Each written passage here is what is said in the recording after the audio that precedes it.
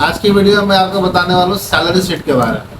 बहुत सारे स्टूडेंट हमसे पूछते हैं कि सर हम लोग जब भी कंपनी में काम करते हैं तो कंपनी में काम करने के लिए बहुत सारी परेशानियाँ, बहुत सारी प्रॉब्लम, बहुत सारी वो कहाँ पे किस फार्मूले का यूज़ करना है, इस सब के बारे में हम लोग को समझ में नहीं आता है कि हम लोग किस तरह से किस इसका फार्मूला यूज़ करें। तो हमेशा देखिएगा, सैलरी शीट जब भी आप लोग बनाओगे, जैसा कि अभी आपको मैं दिख रहा होगा स्क्रीन पर, सैलरी शीट जब भी आप बनाओगे तो उसमें डीए, हाउस रेंट, टीए, फिर उसका इनकम टैक्स, पीएफ, ईएसआई जैसे बहुत सारे चीज़ें आपको काटनी पड़ती है, बहुत सारी चीज़ जोड़नी पड़ती है। तो आप लोग टेंशन में हो जाते हो कि किसको मैं जोड़ूँ, किसको मैं काटूँ। खैर, आपको ये तो पता होता है, डीए का मतलब होता है डियरनेस अलाउंस, यानी महंगाई भत्ता। तो महंगाई भत्ता के बारे में तो आप लोगों को पता है कि हाँ भाई ठीक है, ये हमारी मेन सैलरी जो होती है, बेसिक सैलरी, उसमें ये जुड़ जाती है। फिर उसका HRA, जिसका हम बोलते हैं हाउस रेंट अलाउंस, यानी महंगाई भत्ता, सॉरी, किराया भत्ता होता है ये। तो किराया भत्ता को भी क्या करना पड़ता है, हमें अपने बेसिक सैलरी में जोड़ना होता है। फिर कुछ कंपनियां आपको टीए देती हैं, जिसका हम लोग कहते हैं टीए का मतलब होता है ट्रैवल अलाउंस। तो ट्रैवल अलाउंस का मतलब होता है यात्रा भत्ता।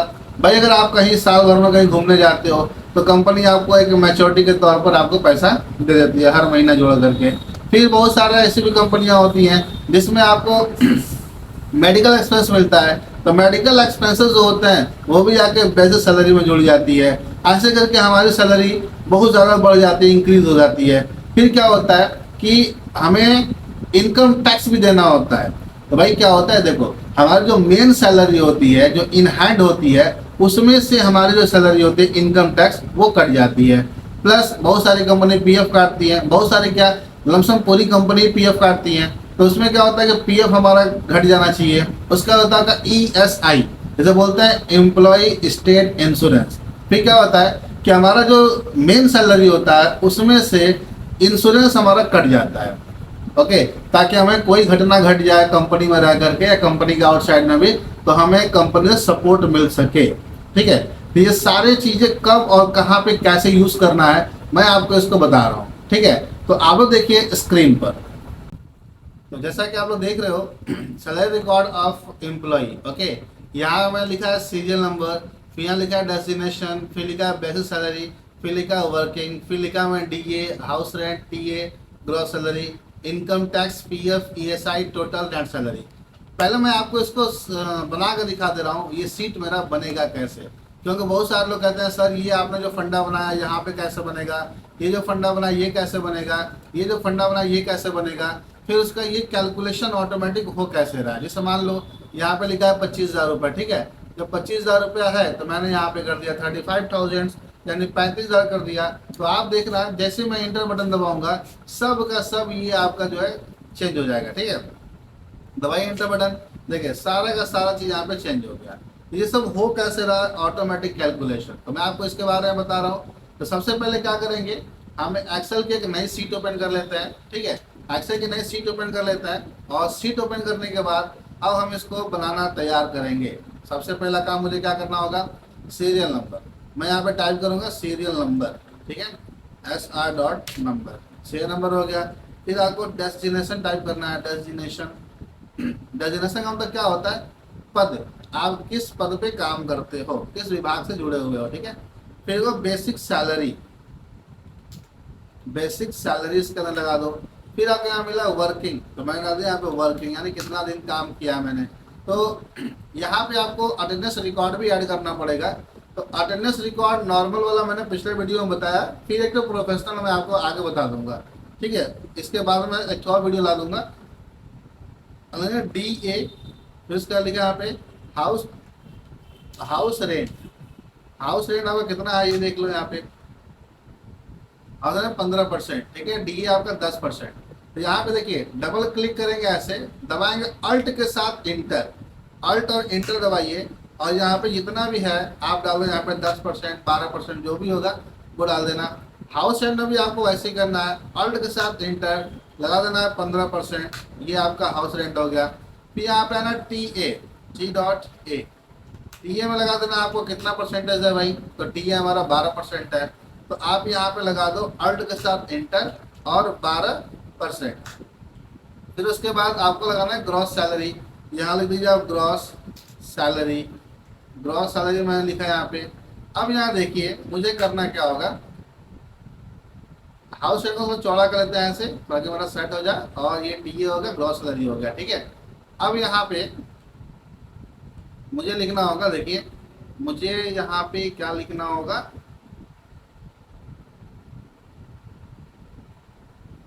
फिर मैं आऊंगा यहाँ पे, देखिए इसको मैं करूंगा सेलेक्ट। अब यहाँ पार्टिकुलर, ठीक है, पार्टिकुलर हमको इतना में करना है। आप यहाँ से कर लो, होम टैब में जा करके मर्ज कर लो। मर्ज करने के बाद यहाँ पे आप लिख दो पार्टिकुलर, पार्टिकुलर, ठीक है। अब पार्टिकुलर मेरा हो गया। अब मुझे क्या करना है, अब इसको करनी है सेलेक्ट। अब उसके बाद आप होम टैब में जा करके यहाँ से कर लो मर्ज, फिर यहाँ पे सेलेक्ट कर लो इसको भी, फिर यहाँ भी कर लो मर्ज,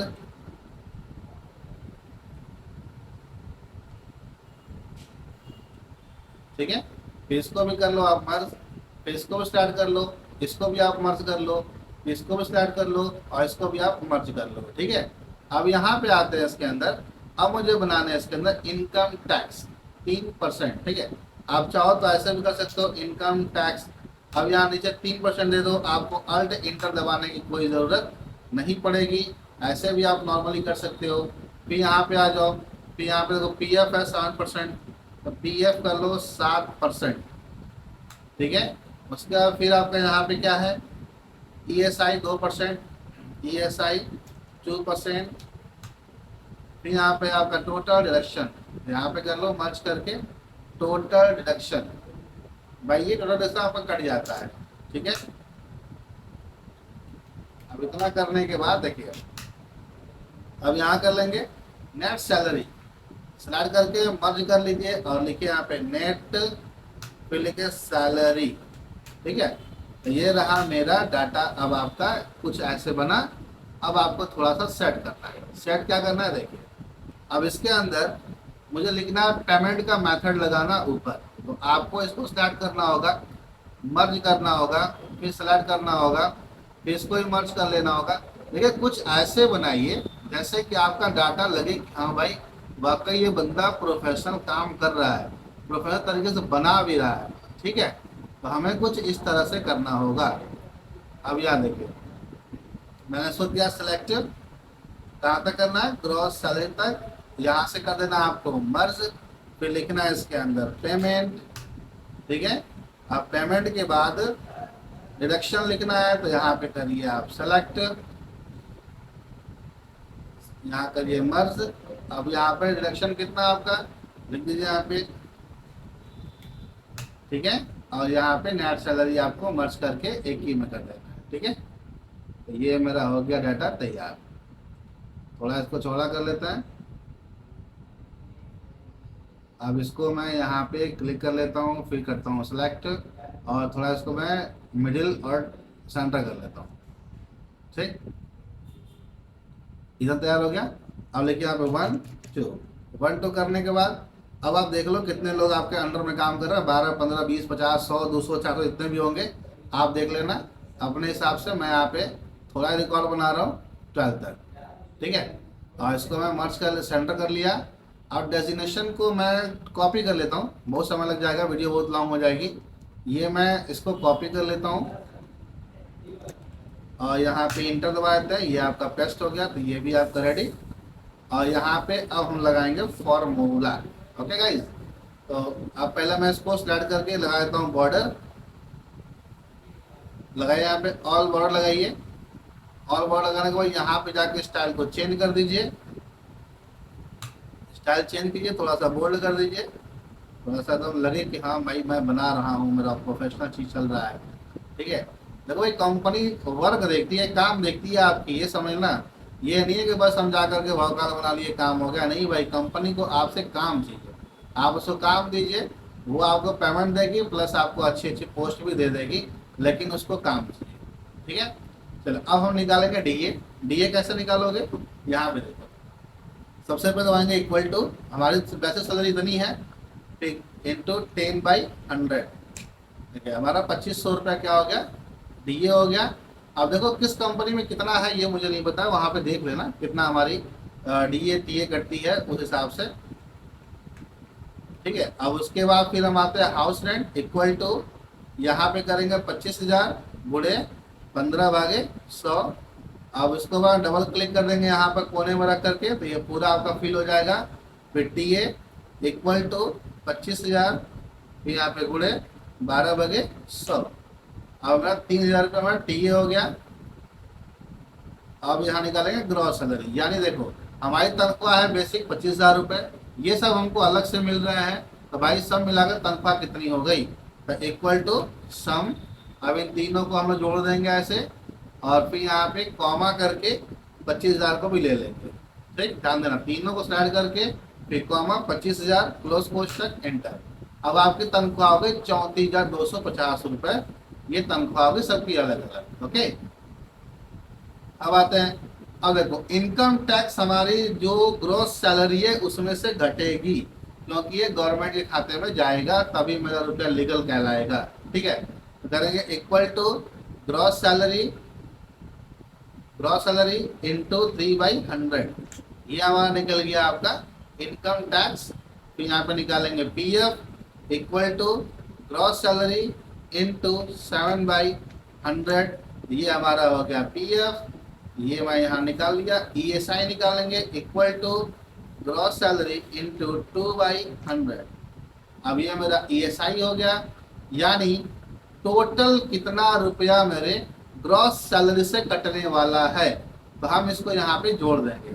इक्वल टू सम, ओपन कोष्टक कर लीजिए और इन तीनों को जोड़ लीजिए आप। ठीक है, क्लोज कोष्टक एंटर। यानी आपका जो है 4110 रुपया कटने वाला है, ध्यान देना। यानी आपकी जो मेन सैलरी थी 34,250 रुपये, उसमें से आपका घटेगा 4110 रुपये। दबाएंगे इंटर बटन, तो आपके खाते में 30,140 रुपये टोटल अमाउंट आएगा। ओके, तो ये रहा मेरा पूरा इसका फॉर्मेट। अब अगर आप थोड़ा सा कलर वगैरह करना चाहते हो तो आप सेलेक्ट करके यहाँ से जा करके आप इसको कलर भी कर दो, और यहाँ से अगर चाहो तो रेड फॉन्ट कलर भी कर दो। अब आपकी मर्जी है, जैसे चाहे वैसे कर दो। और ये स्लिप जब आप अपने बॉस के आगे, अपने सीनियर के आगे पेश करोगे, तो उसको बड़े ही आसानी से टॉपिक समझ में आ जाएगी। वो बोलेगा हाँ भाई वाकई तूने रिकॉर्ड को बना रखा है। ठीक है, तो इस तरह से करके मैं रिकॉर्ड को बना दिया, पूरा फॉर्मूला मैंने आपको दिखा दिया। ठीक है, तो आप भी प्रैक्टिस करना और कंपनी में शेयर भी करना, और बाकी लोगों को भी शेयर करना। वीडियो अच्छा लगे तो लाइक भी करना। अगर मेरे चैनल पे आप नए हो तो चैनल को सब्सक्राइब भी करना। ओके, तो मिलता है नेक्स्ट वीडियो में। अगर आपको कोई वीडियो और चाहिए तो आप कमेंट में डाल देना, मैं कोई नेक्स्ट वीडियो आपके लिए रेडी कर दूंगा। ठीक है, तब तक के लिए थैंक यू।